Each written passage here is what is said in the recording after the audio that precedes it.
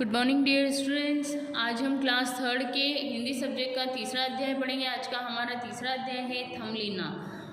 वह कहाँ से आई थी कोई नहीं जानता था, बस इतना पता था कि वह एक कमल के फूल में रहती थी। एक दयालु औरत ने उसका पालन पोषण किया था। उसकी लंबाई अंगूठे के बराबर थी।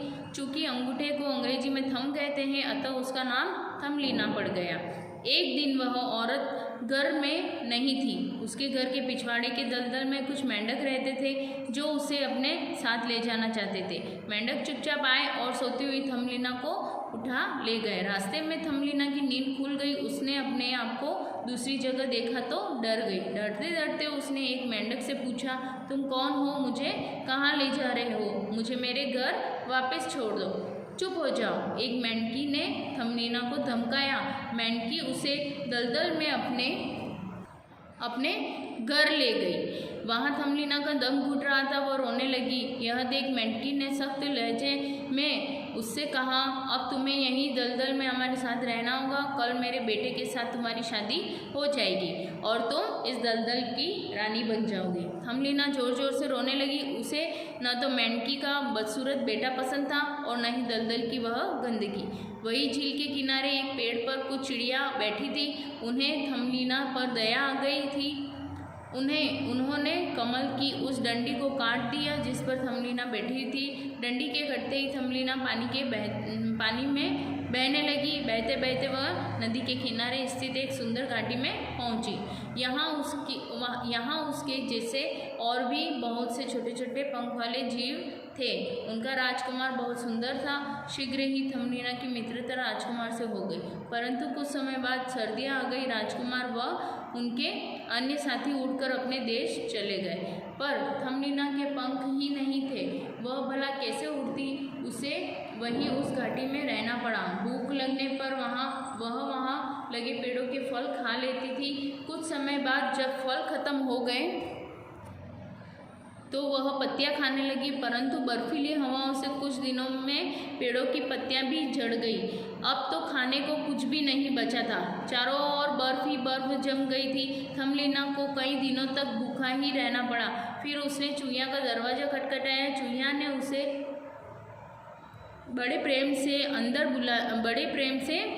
अंदर बुला लिया। चूहिया का घर बहुत बड़ा था और उसमें खाने की काफ़ी सारी चीज़ें रखी थी, परंतु वह चूहिया बहुत कुटिल निकली। सारे दिन वह थमलीना से काम करवाती और खुद बिस्तर में बैठी रहती। थमलीना बिना विरोध किए चुपचाप सारा काम करती रहती। एक दिन थमलीना भंडार घर में सामान निकालने गई।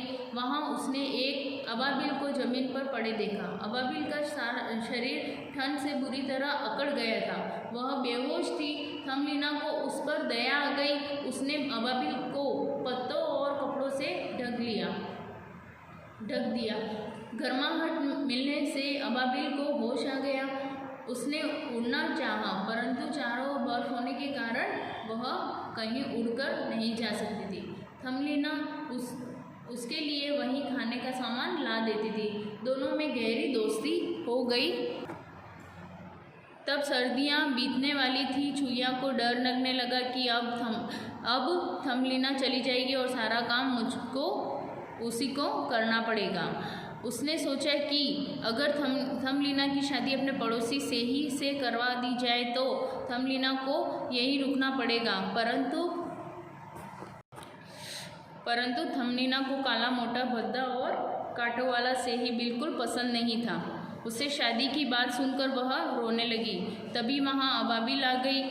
अब वह उड़कर बाहर जाने के लिए तैयार थी। यही बताने के लिए वह थमलीना के पास आ गई। थमलीना ने अबाबिल को अपनी परेशानी बताई। उसकी बात सुनकर अबाबिल ने कहा, अगर तुम यहाँ से जाना चाहती हो तो मेरे साथ चलो, मैं आज यहाँ से जा रही हूँ। थमलीना अबाबिल की पीठ पर बैठ गई। चूहिया और सेही नीचे चिल्लाते रह गए और अबाबिल थमलीना को लेकर उड़ गई। अबाबिल ने उसे फूलों की घाटी में उतार दिया जहाँ राजकुमार रहता था। आश्चर्य की बात तो यह थी कि यहाँ आने के बाद थमलीना के भी पंख निकल आए। राजकुमार ने उसे पहचान लिया। शीघ्र ही राजकुमार के साथ थमलीना का विवाह हो गया। उस सुंदर घाटी में वह सुख से रहने लगी। Thank you.